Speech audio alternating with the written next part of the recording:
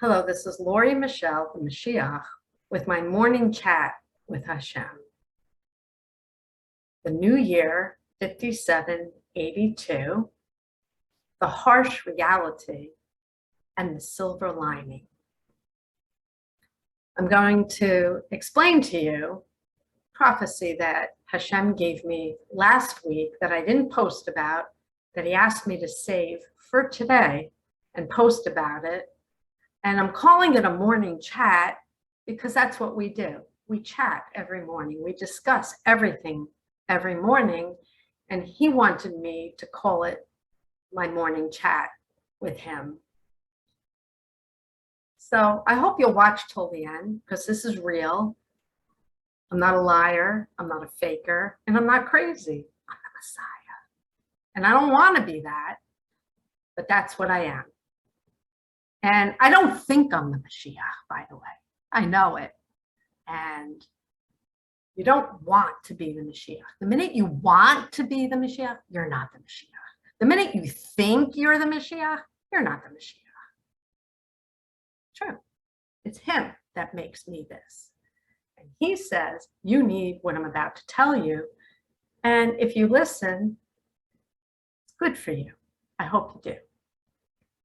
So I'll start with the vision. I'll go through the vision first, and then I will go back and review the entire vision and explain to you what he says he meant by what he showed me. Not my interpretation, his, capital H-I-S, him, the king, the master of it all. There is one. If you're watching this far, you know that. The first part of the vision, and this is how it works with me. I'm wide awake, but my eyes are shut, and he shows me movies here. And he showed me a face. And he said, who's this, Lori? And I said, Joe Biden. And then he showed me the Capitol building in Washington, D.C. And then he panned over to the left and showed me a nuclear reactor that was not straight up and down. It was tilted to the left. He told me later that if the rabbis bothered to discuss this with me, they would have a lot of information to add, but they're not talking to me right now. And he just said, but they will. God willing, and he's willing. After he showed me the nuclear reactor, tilted to its left, he panned to another location in America, New York City. And he showed me the new World Trade Center blowing up. Bomb. Smoke, fire, on fire.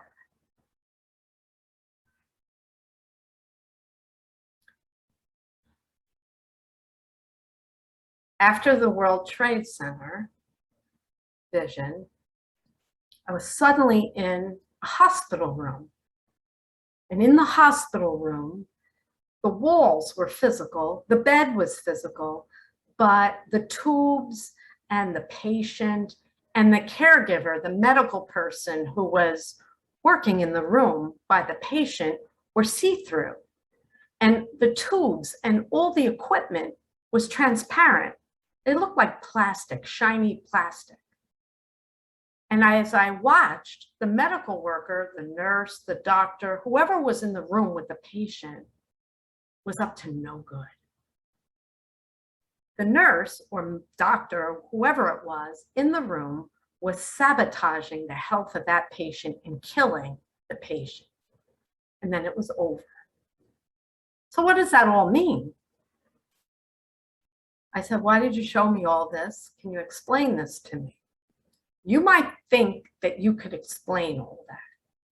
And you probably could guess and use conjecture or extrapolate what it means. But what I'm about to tell you is what he, capital H-E, is telling me what it meant. Joe Biden made some decisions, or someone made decisions for Joe Biden, the government of America, the White House, the administration made decisions about Afghanistan. And now we're living in the aftermath of those decisions. That's what it meant. And he said that when he showed me the Capitol building in Washington and then panned to the left, the nuclear reactor connoted a nuclear reaction. We will experience a nuclear reaction to what just transpired in Afghanistan. We were going to have a nuclear war regardless. But Afghanistan, he says, in the words of Hashem, the King of the universe, opened up the floodgates and Pandora's box. There are evil people who left Afghanistan, and they are in the USA, they're all over the world. And we're going to see things that are going to drop us to our knees. He said from there, he showed me the World Trade Center blowing up, the new one. And he said, America has a lot of enemies, Lori, and they would love nothing more than to blow up the new World Trade Center, the same as they did 20 years ago. The 20th anniversary is coming up for 9/11 in just a few days, several days. Will they do it? Will they succeed? Maybe. He won't tell me. Oh, but he says, oh, just now, oh, but they want to.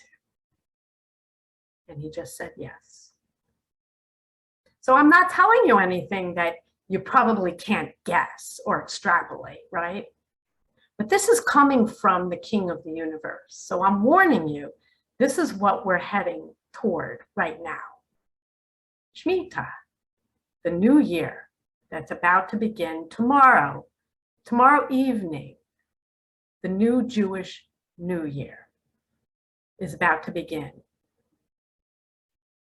And some very difficult things are going to happen.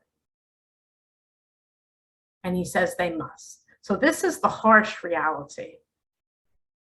And the visions ended with the hospital room, which I also want to elaborate on. We spoke about it more this morning. The hospital room had transparent looking people. And I said, so were they souls? Were you connoting that their spirit was in the room, but their bodies weren't? What were you telling me, Hashem? And he said, there are demons, which I write about in this book, the Torah Part 2. There are earthbound demons, goyim, non-Jewish souls. You think I'm anti-goyim? I'm not anti-non-Jews, by the way. Jewish people are not allowed or permitted to stay earthbound. Not okay. But non-Jewish souls can stay in the physical realm and become demonic. And they're likely shouting at you right now. Oh, click away. She's an idiot. Don't listen to her. And you might listen to them. So what he was showing me in the hospital room was a medical worker who's surrounded by these demons. And they're up to no good. And we, in this physical world, are prey to them. Unless you're awake and you know God's laws, and you know how to choose, and you work on yourself, and you learn Torah, and you do his mitzvot, and you say you're sorry, and you pray for forgiveness, you can avoid the trap. But most people in this world don't know anything about what I just said. Very few people know. And so we have a pandemic. And he said, this pandemic didn't have to be this long or hard. It was going to be hard regardless. But the forces of evil are very strong in this world. And he said all these variants that are coming out so fast and furious and very malicious. He said there's something nefarious behind it. There are people in this world who are benefiting by this pandemic, and they don't want this pandemic to go away. Oh, they're enjoying this. This pandemic is bringing down the USA, bringing down Israel, but no, it's not. We're surviving it with the help of the King of the universe. But it didn't have to be this long and hard. It was a wake-up call. Wake up. But no one wants to seem to wake up. And there's a lot of people who are very scared right now. And they're scared of the wrong things. Meaning, there's a lot of anti-vaxxers, and the government is sabotaging us, and I'm not wearing a mask, and I'm not getting vaccinated, and you're evil. And there's truth to everything, but there's lots of lies circulating around you. And those demons, they're preying on you, and your fear is the open door to evil and the Yetzer Hara, and it makes you act kooky and make bad decisions. So if you've been listening to me for a while, and there are several of you, and you've read the Torah Part 2, you know what I'm talking about. And if you haven't, you're likely not even listening anymore. And you're saying, oh, Grandma, go away. And that's evil. Because Grandma, me, Mom, is here to help you and tell you what exactly is going on and why this pandemic doesn't seem to let go. He's telling me why. And he's telling me where it's coming from. And the White House makes bad decisions, but guess who else makes bad decisions too? And I'm not putting you down. I don't want to put you down. I want to pick you up. I want to tell you what's going on, and I want to clean up this mess. That's what a good mom does, doesn't she? She sees a mess, she sees her kids in trouble, and she, grab a broom, everyone. We're going to clean up this mess, and we're going to get it right. And that's what I want to do. So the harsh reality is we're heading for some very tough times. And he says it's necessary.